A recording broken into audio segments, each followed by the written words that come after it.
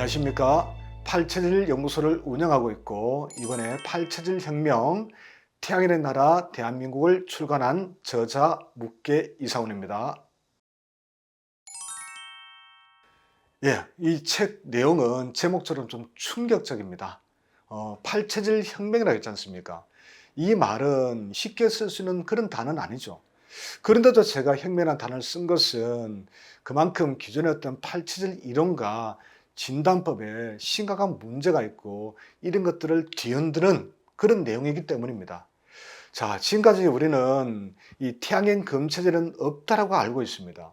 근데 책 속에서 제가 태양인 금체질이 가장 많다라고 그렇게 이야기했습니다. 이건 실로 정말 충격적인 이야기 아닐 수가 없습니다. 자, 그래서 지금까지는 대한민국이 태음인의 나라였지만 이제 앞으로는 태양인 금체질의 나라라고 불러야 한다고 저는 자신 있게 이야기하고 싶습니다. 누구나 건강한 백세 인생을 기대하죠. 그렇게 살기를 바라죠. 그렇게 살고자 한다면 저는 자신 있게 이야기하는데 이 태양인의 나라 대한민국을 꼭 읽어보셔야 한다고 저는 강력히 추천하고 싶습니다. 1번은 가장 쉬운 팔체질 자가진단입니다. 누구나 쉽게 혼자서 본인의 체질을 찾을 수 있는 그런 내용으로 구성되어 있습니다. 그리고 이를 통해서 팔체질 중에서 태양인이 많다는 것을 확인할 수도 있는 그런 어떤 추가적인 의미도 있습니다. 이거는 이제 본인의 체질을 찾았다면 정말 우리 한국 사람들은 어떤 체질이 많을까?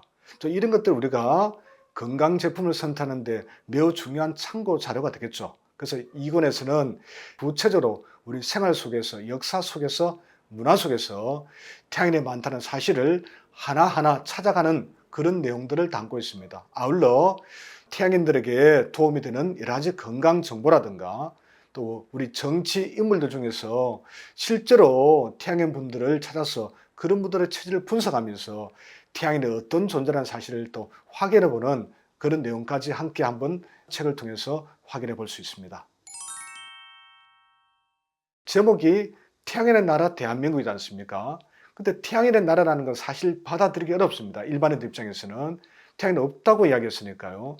갈릴레이가 우리가 지구는 돈다라는 말을 했을 때 수많은 비판을 받았지 않습니까? 손가락질을 받았고요. 저도 마찬가지입니다. 이 태양인의 나라라는 것은 누구도 쉽게 받아들이기 어려운 내용입니다. 그래서 이권의 내용, 태양인의 나라 대한민국을 먼저 제가 출간했다면 아무래도 비판을 더 많이 받았겠죠. 그래서 1권을 통해서 태양인을 확인하고 2권을 통해서 증명을 하고 이런 과정을 통해서 세상을 향해서 진짜 태양인의 존재를 밝히고 싶었던 그런 어떤 목적도 있습니다. 사람은 누구나 태어날 때부터 강한 장부와 약한 장부를 갖고 태어납니다. 자, 이 균형이 무너졌을 때 병을 앓게 되는 거죠. 그렇다면 우리는 강한 장부의 힘은 조금 끌어내리고 약한 장부는 좀 북돋아주고 그렇게 하는 것이 바로 건강을 지키는 방법이 됩니다. 바로 이런 것들을 우리가 찾아주고 도와주는 학문이 바로 팔체질입니다. 그렇다면 우리가 건강한 백세인생을 누리기 위해서는 반드시 팔체질을 알아야 되겠죠. 팔체질은 바로 건강을 지키는 지름길이자 가장 필요한 정보니까요. 근데 문제는 지금까지 대한민국은 태음인과 소민 위주의 음체질로 모두가 알고 있었습니다. 건강식품이나 보약도 이 음체질에 맞는 그런 것들로 발전돼 왔고요. 근데 만약 정말로 제가 이야기하는 대로 태양인이 절대 다수라면 우리가 알고 있는 건강식품이나 보약은 약이 아니라 독이 되고 말겠죠. 보통 심각한 문제가 아닙니다. 그래서 우리는 건강을 위해서는 팔체질을 알아야 되고 팔체질을 우리가 적용해서 우리 건강을 챙기기 위해서는 정확한 체질 진단이 무엇보다 중요한 거죠. 그렇다면 우리가 태양인의 존재를 확실하게 인식한다는 것은 너무나 중요한 문제입니다. 사실 그렇게 어려운 문제가 아닙니다. 저는 태음인, 소민 위주의 음체질이 다수란 왜 이렇게 심각한 착각을 하게 됐을까? 조금만 고민해봐도 이것이 사실이 아니란 것을 우리는 알 수가 있거든요. 한번 생각해 보겠습니다. 한국 사람들의 민족성과 성격적 특징을 어떻습니까? 우리가 빨리라고 얘기 많이 하죠. 급하고 정열적이고 도전적이고 의지적이고 강인합니다. 또 쉽게 달아오르죠. 그래서 이런 말을 쓰면 안 되지만 냄비 근성이라는 그런 말도 있었지 않습니까? 요즘은 다이내믹 코리아라는 말을 많이 씁니다. 즉 역동적이라는 뜻이죠. 자, 그렇다면 제가 방금 말씀드린 이러한 속성은 양적 속성일까요? 음적 속성일까요? 당연히 양적 속성입니다. 자, 체형도 한번 보겠습니다. 우리 위가 양이고 아래쪽은 음이거든요. 근데 한국 사람들은 이 상체 허리가 깁니다. 또 어깨가 벌어진 사람들이 많지요.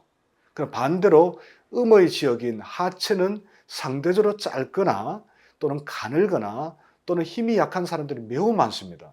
자, 우리 밖에 나가 보시면 우리 조직 폭력배들 있죠. 이런 애가 적단지 모르겠습니다만은 그분들 보면 상체가 아주 발달했습니다. 근데 하나같이 다리가 짧습니다. 이 말은 음이 발달하지 않았고 양이 아주 발달했다는 거죠. 즉 한국인의 성정과 성격과 체형은 모두가 다 양적입니다. 자, 그렇다면 당연히 우리는 태음인 소민이 아니라 태양인 또는 소양인이 되어야 됩니다. 그럼 소양인은 아닐까요? 자, 소양인은요, 소양할 때 양적은 겉모습이 양이란 뜻입니다.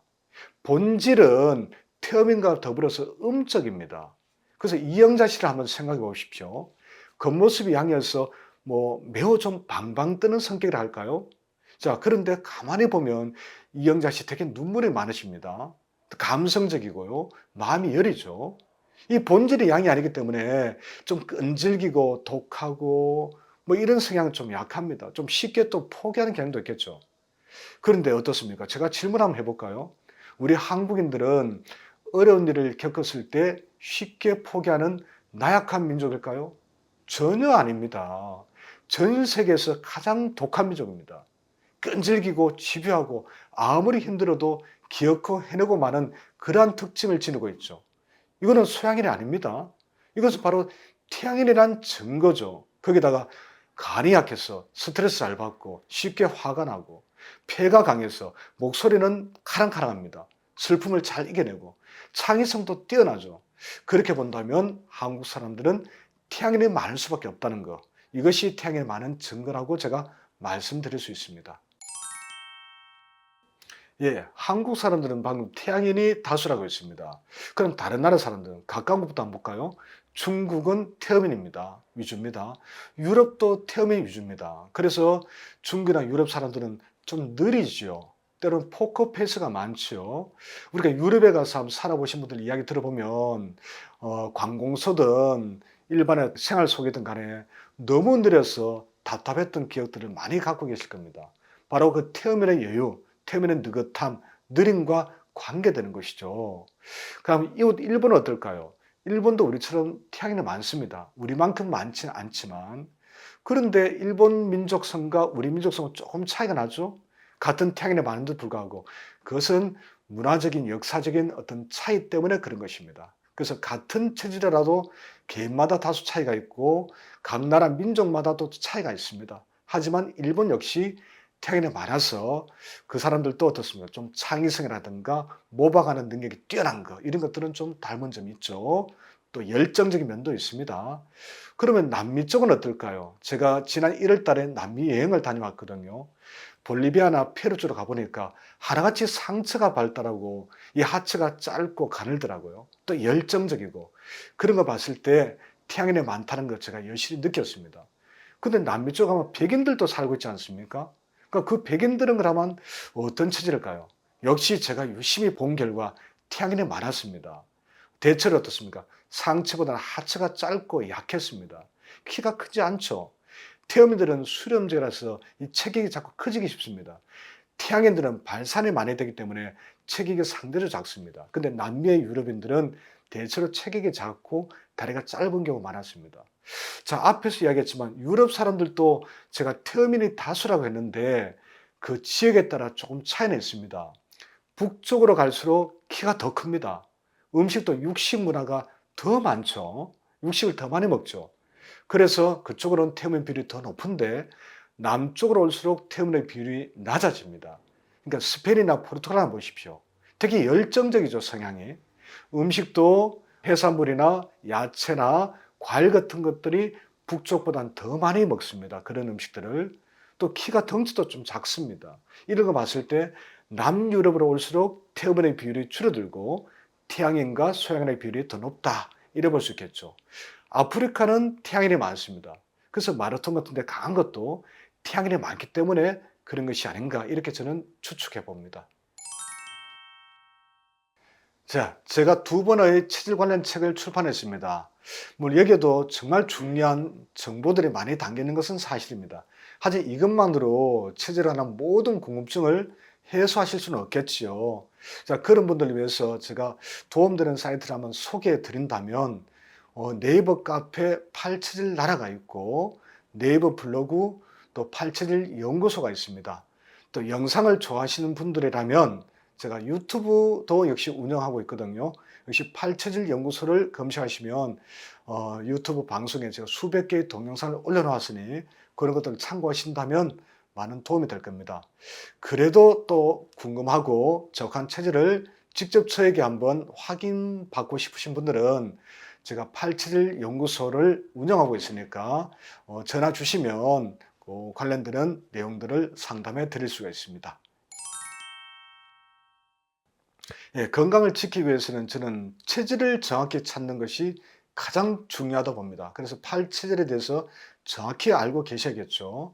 그런데 그보다 더 중요한 것은 제가 늘 상담할 때 강조하는 것은 가장 기본이 되는 건강요법입니다. 그 요법이 하면 좀 이상합니까? 우리가 육체 건강은 결국 정신에서 오는 거거든요. 이 정신이 건강해야 됩니다. 근데 태양인들은 가장 취약한 것이 스트레스입니다. 그러니까 건강이 무너지는 가장 큰 원인이 스트레스고, 이 스트레스가 60~70%의 원인이 된다는 거죠. 그래서 스트레스를 좀 받지 않기 위해서, 또 스트레스를 해소할 수 있는 그런 방안들을 찾아서 적용하는 것이 무엇보다 중요합니다.